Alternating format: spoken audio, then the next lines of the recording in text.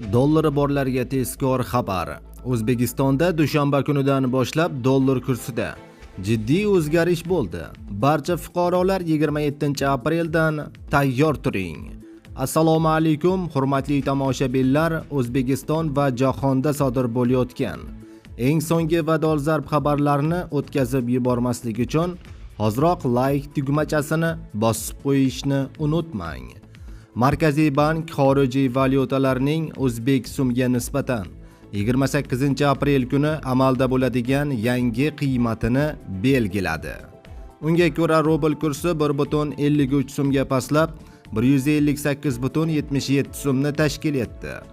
Yevro kursi 3,13 so'mga tushib 14,048 so'm bo'ldi. AQSh dollarining kursi 4,52 so'mga ko'tarilib 12,020 so'mni tashkil etdi, deyiladi xabarda. Azizlar, videoga like bosib, dollar yig'ib o'tirgan O'zbekiston fuqarolariga tanishlaringizga yuborib qo'ying.